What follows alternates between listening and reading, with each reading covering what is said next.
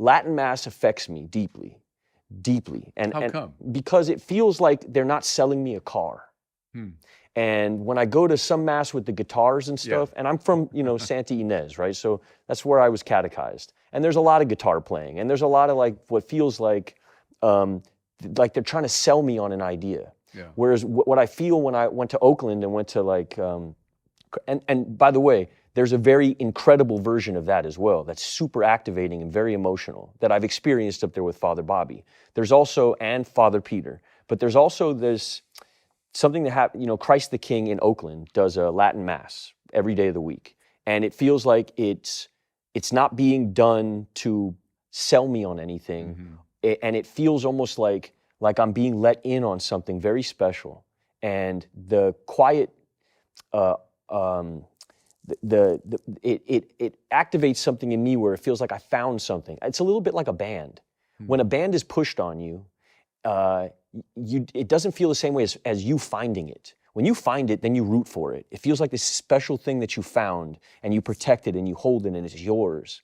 When somebody's selling me on something, it somehow takes it kills my aptitude for it and my suspension of disbelief and my yearnings to root for it. I get it. There's an immediate rebellion in me. Yeah. Yeah. No, I get that. You're hitting different dimensions of it, because you might say the shadow side of the older form was it became too much of a theater performance and the audience is just kind of sitting there taking it in, where what all the liturgical reform people wanted, this is way back in the 40s and 50s, was this full, conscious, active participation.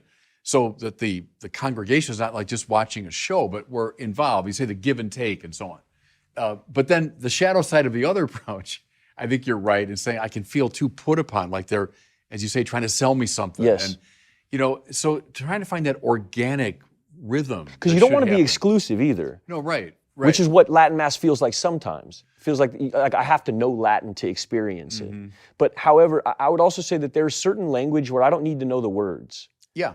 Which is what I feel when I watch Pio's Mass. Yeah. I know what's going on, and I feel it deeply. It almost feels more powerful than when I know every single word. It takes me out of the realm of the intellectual, and it puts me squarely in the realm of the feeling, and the beauty thing that you talk about. Do you know Joseph Campbell? Do you know that name? The comparative mythologist. And he was raised as a Catholic way back when, so in the old church, right? He said he thought the greatest problem was when we moved the Mass from the older form, and he said, to make it more like a cooking demonstration. And what he meant was, well, here we are, everything's well lit, I'm this and this and that. And I get his point, it's kind of the point you're making, that if it becomes too obvious, too rationalized, hey everybody, look, here's what's going on, that it does take something away from the experience of the mystique of it. Because part of the idea of using incense, which we do at the Catholic Mass, and we say, well, our prayer is going up to God, yes indeed. But part of the symbolism there is it blocks our vision. The smoke gets in the way. Yes. And in fact, it gets in your eyes even. Yes. Where people are coughing and I can't see. But that's appropriate around sacred things. If everything's wide open to view and under bright light, oh, there it is. Yeah. Well, that's by definition not the sacred in a way. Yeah. So, see, the challenge to me is trying to find a way to honor all these things we're talking about. And the liturgical wars going on are often people on both sides seeing good things in their approach. But it's trying to find the place where they can all find expression. Yeah. I think that's the challenge.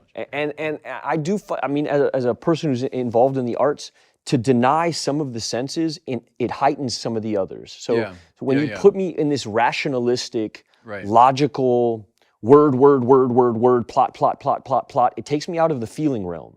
Yeah. Whereas Latin Mass puts me squarely in the feeling realm because I can't argue the word, because I don't know what the word means. Yeah. So I'm just left with this feeling that feels sacred and connected. And really what hindered I was never an atheist. I was always an agnostic, even when I was a Sam Harris, TED Talk, Christopher Hitchens guy, which is who I was before I fell in. I always had a belief, but I never had like a connection. Latin Mass gave me something where I felt connected, which took me out of belief into connection. Belief kept me, I had belief because that's the rational, logical. It's not logical or rational to be atheist. If you really go deep enough, you get to the Big Bang and then you're screwed again. You have to account for it somehow, which puts you in a belief situation. Right. But Too much of that logic and too much of that rationale takes me out of feeling, which takes me out of connection. No, and it's a good instinct, because Catholicism, I think part of our genius is we never threw anything out, that we have kind of this all-encompassing thing. You want rationality, man, you got Thomas Aquinas, and he's more rational than anyone in the whole Western tradition. But then that same Thomas Aquinas, who could write in a highly, highly technical way, they say couldn't get through Mass without weeping copiously. Yeah. And so that's Catholicism, is that we've got the emotion, we've got the art, we've got the sensible, we've got the intellectual, and it's all there. We never threw anything away, you know? And so, because people are in different places. When I was a young kid, I responded to Aquinas' arguments. They made a huge difference to me. Like, wow, that is really rationally compelling. Other people respond in very different ways. I responded differently at different stages of my life. When I got through that, and then other things opened up to me, you know? So I love that we've got this house with all these doors that are open.